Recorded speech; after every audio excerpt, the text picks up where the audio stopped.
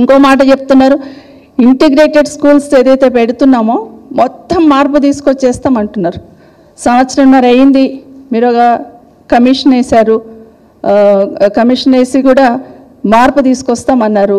అసలు ఈ 1.5 ఇయర్లో ఏం మార్పు తీసుకొచ్చారనేది స్పష్టం చేయాలని కోరుతున్నాను. అసలు ఏం విద్యాపరంగా ఎక్కడ మార్పు తీసుకొచ్చారు?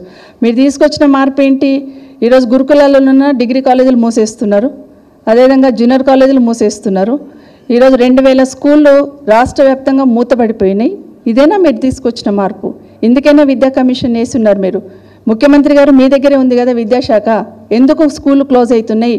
ఎందుకు ఎస్సీ గురుకులాలలో ఉన్న ఇంటర్ కాలేజీలు కానీ డిగ్రీ కాలేజీలు కానీ ఎందుకు మూతపడేయాలనుకుంటున్నారు?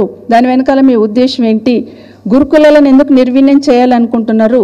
ఒక్కసారైనా గురుకులాల్లో చదువుతున్న బిడ్డలు పేద బిడ్డలే కదా అని ఒక్కసారైనా రివ్యూ చేసే ప్రయత్నం చేశారా? దాని వెనకాల ఏం జరుగుతుంది, ఎందుకు ఇబ్బంది అవుతుంది అని ఆలోచించారా? ఇవన్నీ ఆలోచించకుండా నేను ఒక 200 కోట్లు పెట్టి బిల్డింగ్ కడుతున్న స్కూళ్ళకి విమర్శిస్తున్నారు అని అంటున్నారు. అంటే 200 కోట్లు పెట్టి నియోజకవర్గానికి ఒక స్కూల్ కడితే మరి మిగతా స్కూళ్ళ పరిస్థితి ఏంది? ఇప్పటి వరకు 1.5 ఇయర్లో ప్రభుత్వ పాఠశాలకు ప్రభుత్వం నుండి ఏమైనా నిధులు మంజూరు చేశారా?